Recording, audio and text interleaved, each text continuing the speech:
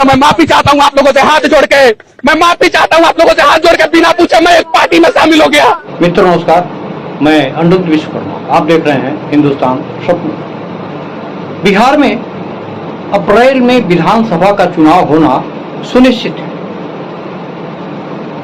बिहार विधानसभा चुनाव को लेकर के तमाम तरह की अटकलबाजियां लगाई जा रही हैं, लेकिन जो सबसे बड़ी खबर है, मशहूर यूट्यूबर मनीष कश्यप अब प्रशांत किशोर के जन स्वराज पार्टी में शामिल हो। आज ही शामिल हुए हैं। प्रशांत किशोर के साथ उनका एक फोटो भी आया है।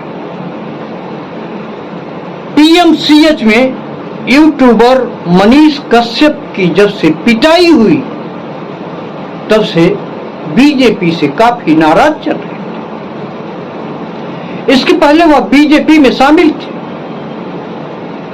घटना मई की है,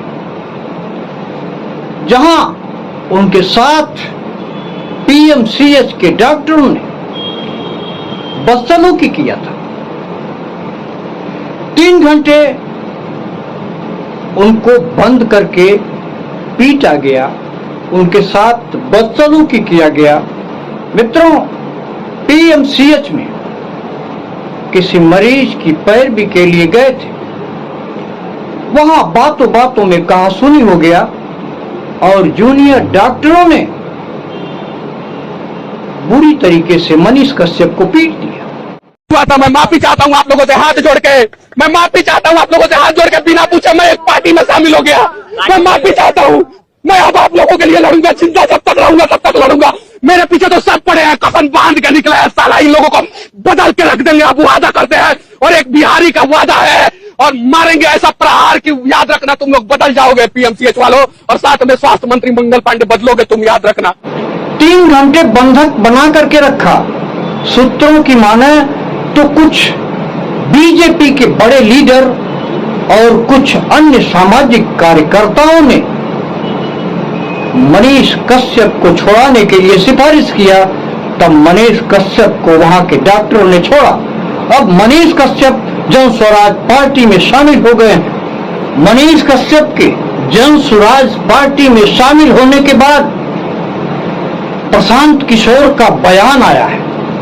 उन्होंने कहा है कि मनीष कश्यप सिर्फ जन स्वराज के यूट्यूबर नहीं हैं, न ही वे भाजपा के पूर्व नेता हैं, बल्कि वे बिहार के बेटे हैं। क्या उन्होंने कहा, एक बार खुद सुन लीजिए। भाई, पहले ही कहा है कि मनीष कश्यप जन स्वराज के लिए, प्रशांत किशोर के लिए यूट्यूबर नहीं हैं, भाजपा के पूर्व नेता नहीं हैं। हमारे लिए बिहार का वो बेटा है जिसने अपने दम पर, अपने परिश्रम, अपने पराक्रम, अपने सूझबूझ से एक अपनी पहचान बनाई है। बिहार के लिए कुछ करना चाहते हैं, और जन स्वराज वो व्यवस्था है जो ये अवसर देता है हर उस युवा को, हर उस व्यक्ति को जो बिहार के लिए कुछ करना चाहता है। अब अगर ये जन स्वराज से जुड़े हैं तो इनकी मैं बड़ी भूमिका देखता हूं कि आगे चलकर ये जन स्वराज में इसके साथ जुड़कर बिहार के बदलाव के इस अभियान में एक बड़ी भूमिका अदा करेंगे। मित्रों, दूसरी खबर है न्याय से जुड़ा। डीवाई चंद्रचूड़ 10 नवंबर 2024 को सेवानिवृत्त होते हैं, और सरकारी बंगले को अभी तक उन्होंने खाली नहीं किया। जुलाई 2025 में भी सीजीआई वाले बंगले में बने हुए हैं। वो भी तब जब मोदी सरकार ने दूसरा सरकारी घर भी दिया हुआ है। जब न्याय के सबसे बड़े पद पर बैठा व्यक्ति ही नियम कानून को न माने, तो फिर देश का क्या हो सकता है।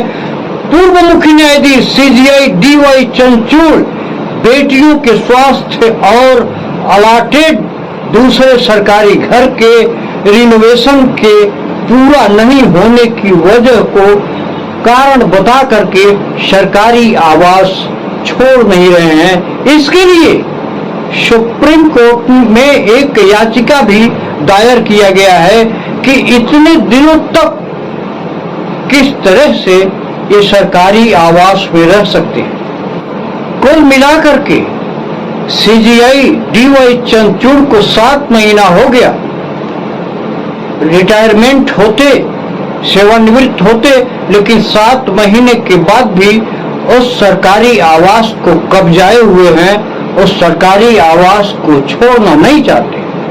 लिहाजा सुप्रीम कोर्ट में याचिका दायर की गई है। मित्र, इस अपनी बात समाप्त करता हूं। नमस्कार, जय हिंद।